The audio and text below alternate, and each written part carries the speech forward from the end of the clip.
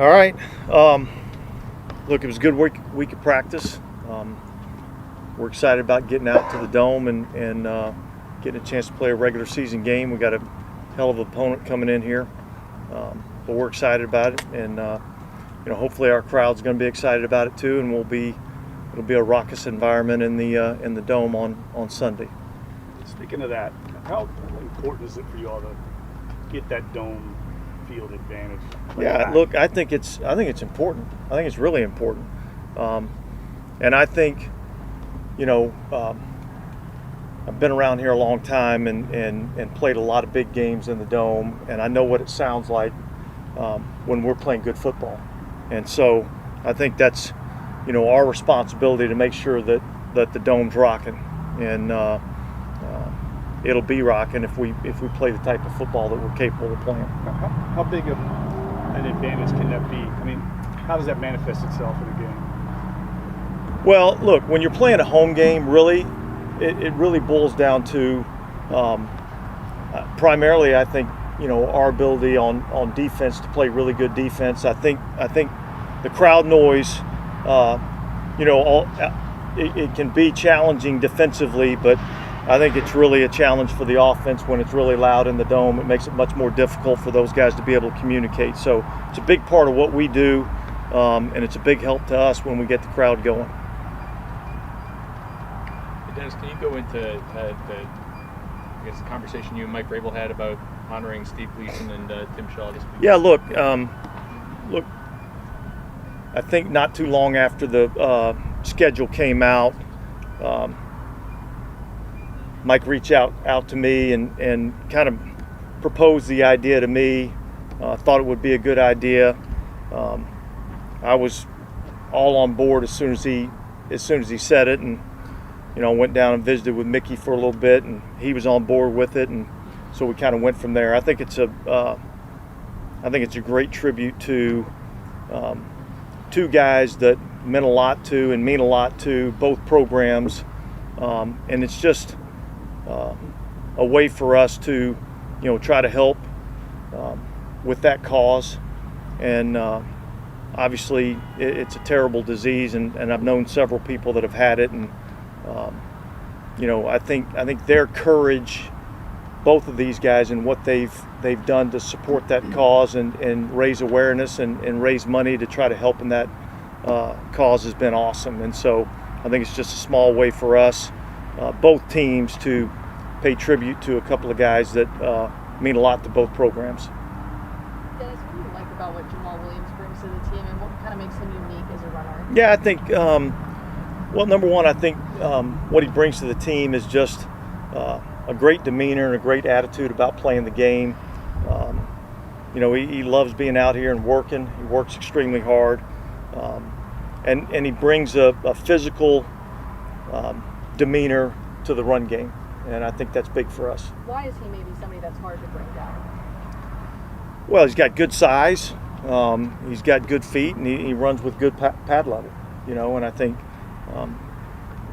sometimes you see bigger backs that don't run big, but this is a big back that runs big. Jawan was asked a couple days ago if he's due for a breakout season, and his response was, why does it matter if we don't have a breakout team? I mean, in that tight end room, can you talk about his selflessness and his leadership, even among the Jimmy Grahams of the world? Well, I think we talk about our team, and really kind of the message with our whole entire team is it's all about the team. It's not about the individual. It's all about the team, and certainly I think there's going to be a lot of guys that are going to have really good seasons for us, but ultimately what matters is winning, and that's what our team's mindset is. Can you elaborate a little bit about what happened with Jake Hayner and when the team found out about it? Yeah, I don't think I'll elaborate anything specifically, but it was something that we found out, I'll say probably a week to 10 days ago, that this was a possibility, and so it's kind of been ongoing. Obviously it's an unfortunate situation, and a tough learning experience. So, we got a plan for him while he's away. and then hopefully we'll get him back here and get him back in the building, and start having an opportunity to kind of get him growing back in the system. So generally, when the NFL has announced that, that means like the appeals process has already been exhausted. And it's official. Yeah. I don't know that there's a whole lot of appeal on those situations. Some I mean, people were asking that, but I always thought once the NFL says it, that means they've already appealed it. So once it's announced by the NFL, it's a done deal.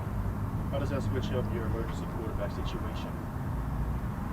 Well, we got 3 quarterbacks still on the team. Was he, was he part of that initially before Taysom Hill's switch and anything of that nature? Yeah, certainly. I mean, look, there's a new rule where you can have an emergency third quarterback, which kind of allows you to bring 49 players to the game day roster. And so, with us kind of being a little bit unique in that we have 4 guys that play the quarterback position, it's just something that we'll evaluate on a week-to-week basis to see how, who we put out on the field and how we designate that gives us the best chance to win. Does that mean you would consider labeling Jameis as the third quarterback? Or, I think there's a lot of options that come with that, but yeah, that could potentially be something that we would do. We'll see what we do on a week-to-week basis. What's your understanding of how that rule works? In order for Jameis to play, would Taysom have had to come in the game and play quarterback for X amount of snaps if Derek got hurt in the game? Well, not. Yes, I mean both your first and second quarterback would have to be out due to a medical condition or a medical issue before the emergency quarterback could go into the game and play. And then if one of those guys is deemed clear to play, then the third quarterback can no longer play in the game. The third can no longer. So if you were to use that, it would have to be you'd be comfortable having Taysom actually be the he would be the legitimate quarterback. backup If that quarterback. were the direction that we went, then he would be the backup quarterback. It's kind of out of left field, but relates to the home crowd. What factors go into deciding if you win the coin toss, who goes out on the field first? I don't think it's a crowd issue in terms of how you decide that. I mean, you kind of go into each game and you evaluate where you're at offensively, where you're at defensively, the team that you're playing, how you want to be able to start the game. Do you want to control the, end of half and start of the second half? I mean, there's a lot of factors that go into making those decisions. A lot's always made of the run game when it comes to Tennessee, but obviously they've got talented receivers too. The safety position is one that felt very strong over the course of the preseason. Where would you say things are there in comparison to last year, maybe where you've taken some steps forward? I think we're further along this year at this point in time than we were last year at this point in time. I think I said this earlier. Tyron missed the early part of training camp last year. Marcus May coming off an injury, both of them new to the system, so with both of them coming in healthy, ready to go to start training camp, and having a year under their belt in the system, I think we're just a lot further along. Would you say that sentiment about feeling a lot further along now at this point than where you were last year goes beyond just a safety position? Like, is that in concert around the rest of the roster as well? Yeah, I think so. I mean, I've said this multiple times. I like our team. I like where we're at as a football team. Now we got to go out and do it on Sunday. But I like the progress that we made, and I like the way this team's coming together. And it's just kind of a general strategy question, not specific to this game, that I've always wondered about. It seems basic, but when you have a corner who shadows a receiver, why is it difficult to have that corner follow the receiver into the slot? Like a lot of times teams won't have the corner follow the... Yeah, so I would say I probably, understand where your question is we're talking more or less about Lattimore and the fact that we've had him line up right and shadow different receivers. There's different route combinations and different things that you see inside in the slot than what you see on the outside lanes. And so, it's just unique in going into the slot and having to cover a lot of different route variety in there, different than what you see kind of outside. And this is probably a better question for Pete, but from your perspective as a defensive coach, why don't more teams combat that by putting, elite receivers in the slot more to avoid that matchup? Yeah, well, you're always trying to put your players in position to do what they do best, and so some guys don't operate as well inside in the slot. No different than some outside corners don't operate as well inside in the slot. So I think that's just part of the, the chess match that you play, offensively and defensively. Where have you seen Alontae Taylor since we last saw him on the field in the preseason game going into this? Where have you seen him take the kind of steps forward in terms of his development in the slot? Yeah, I think he's getting more and more comfortable every single day in there. And so he's going to get better and better and better as the season goes along. And so,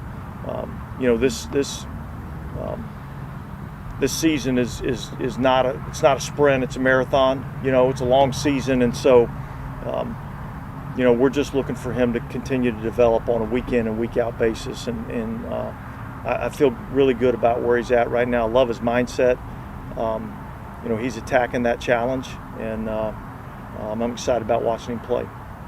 The saying always goes, you run out of good corners before you run out of good receivers. So how beneficial is it to have 3 corners you can depend on in this kind of an offensive environment in the NFL?